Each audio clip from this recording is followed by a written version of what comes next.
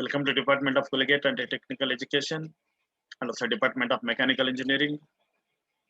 My teaching my teaching subject is metal casting and welding, model 2, melting and metal mold casting methods. Again, I would like to introduce myself. Myself is Muniraju K, Assistant Professor, Department of Mechanical Engineering, Government Engineering College, Ramnagar. Initially, course objective is to understand the principles involved in metal molding process. Contents here in this session, the contents are screws casting, plus casting. So, casting.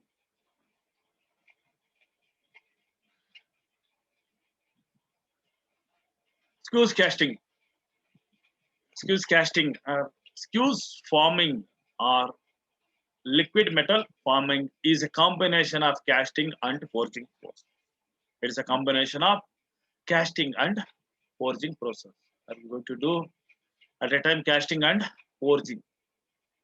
The below figure shows the sequence of operations involved in this process, in this casting process or screws casting process.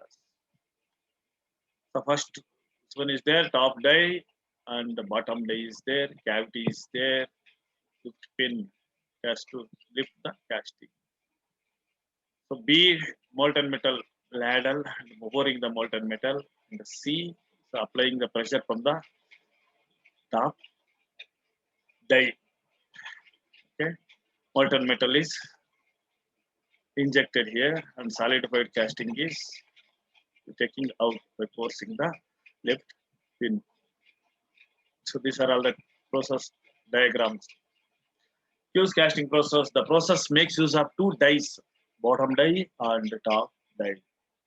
Cast and machined in such a way that upon mating leaves the cavity similar to the shape of desired casting or desired object we need.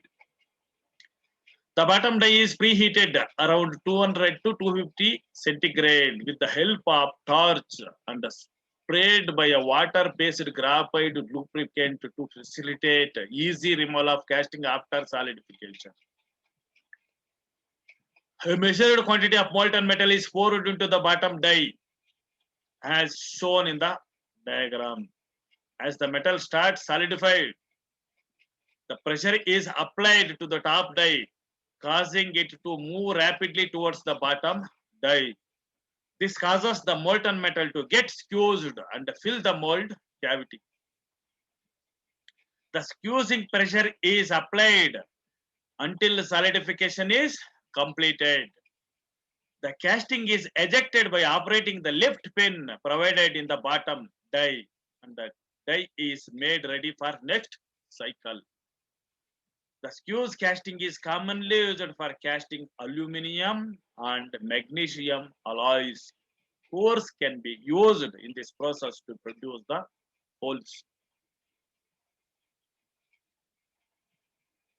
Next casting is slush casting. Second casting is slush casting. Castings with external features having a synthetic valve are made by this technique. The castings will be hollow inside and the wall thickness may be non-uniform. Core is not required for the purpose. Core is not required in the slash casting. The first one, skills casting, going to use the cores here. Required. Example, lamp posts, statues, toys, and etc. are produced by this method. Products like statues and toys usually going to produce using this slush casting method. Molten metal is poured into the mold cavity. After a few seconds, the mold is inverted and the molten metal is drained out into the container. After a few seconds, once the molten metal is poured into the mold cavity, after a few seconds, the mold is inverted here. Inverted. You can see the diagram here. Plus casting ladle, you're going to pour the molten metal into the mold cavity.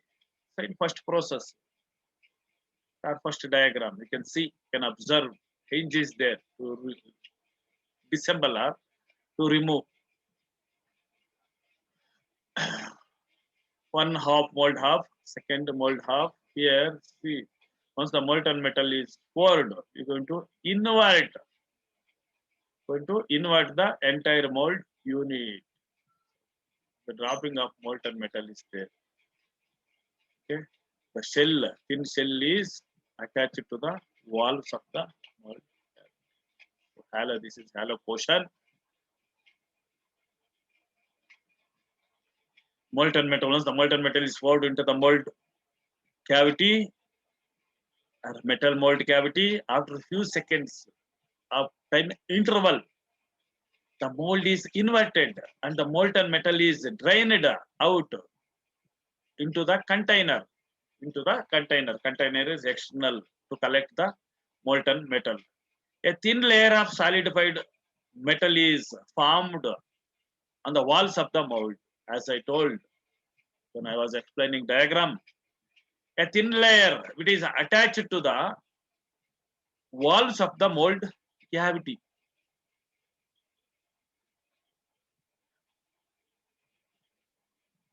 The mold is opened. Next process is we're going to open the mold by using that ejector pin or whatever the connecting pin is there. That pin, the mold is opened. A thin layered hollow casting is obtained. A thin layer hollow casting is obtained. That's why this casting is usually used to produce the toys for kids.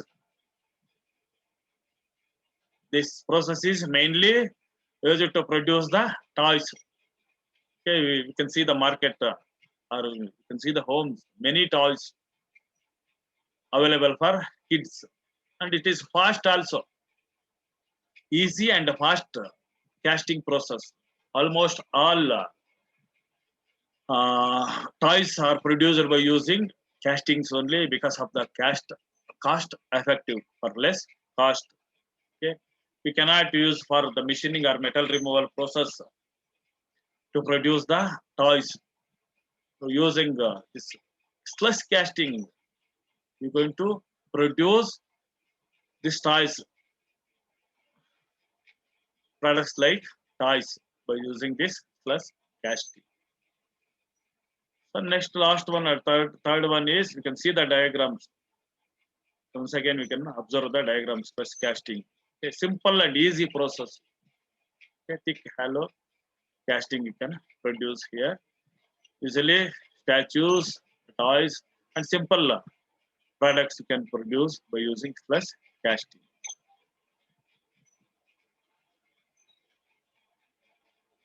Next, the last one is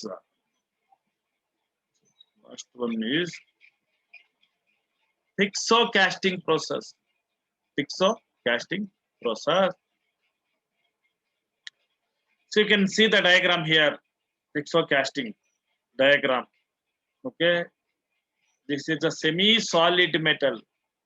Semi-solid metal. You can see it is not a molten metal process. It is a semi-solid process. Top die, bottom die. Ejector pins to eject the final product. This is diagram 2. So top die and pressure is applied through the top die. Okay. So final product available in this shape, whatever the shape we require. As in the diagram, it is a semi-solid metal or plastic state, not a liquid metal, plastic state type casting process. Okay, in this process, a semi-solid metal is subjected to compressive forces, that is external pressure inside the die and the metal. The shape as we required. In this process, semi-solid metal is subjected to compressive forces inside the die, and the metal compressive forces applied for the die and the metal. Whatever the shape we required is we're going to obtain. So principle of operation. A known quantity of metal is heated in the furnace. A required quantity of metal is heated in the furnace to its softening point. That softening point is plastic state point. Then subjected to the external forces. Then we're going to subject to the external forces, external pressure when kept inside the die cavity. That plastic state metal, it's not a molten metal, a plastic state metal. The solid metal we're going to convert into plastic state metal in the furnace or by applying the heat. That plastic state metal we're going to keep inside the die, and we're going to subject it to the external forces, external pressure inside the die. Since the metal is subjected to the squeezing action, by squeezing action we're going to apply external pressure or external process or external forces. Since the metal is subjected to the squeezing action when it is in plastic state or semi-solid state, it is referred as, it is called as Tixo casting. Okay, because of the squeezing action of external pressure on the plastic state, it is called as a Tixo casting. We'll see the diagram.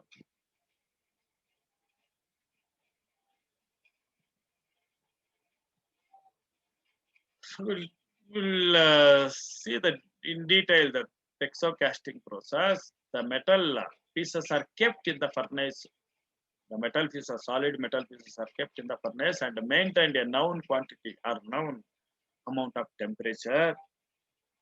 When the metal reaches to plastic zone as indicated by indicator, the plastic state is called plastic state or semi-solid state. The indicator will indicate the state of the solid parts we kept. The semi-solid metal is transferred into the cavity or die cavity. The semi-solid metal is transferred and carried into the die cavity and forced between the two dies. It means pressure is applied, external pressure is applied between the dies. The dies used for this purpose are capable of withstanding wear and tear and high temperature. Dies used for this purpose are this casting process are capable of withstanding or ability to withstand wear, tear, and high temperature. The semi-solid metal cools very fast and gets solidified. The component is withdrawn, casting is ejected out, as shown in the figure in details. So once we apply the external forces, the semi-solid metal is converted into required shape. Is required shape. The component is withdrawn by ejecting the casting. The metals and alloys are converted into liquid state by using equipment. A refractory lined metallic shell wherein conversion takes place is called furnace. The source of heat provided to furnace for the conversion of solid to liquid is called melting furnace. Furnaces are selected based on the type of metal to be melted, quantity of fuel used, and quantity of metal required, etc. This is about furnaces. So next topic is melting, related to melting. That is called furnace, the device which melts the or which convert solid metal into molten metal is called furnace.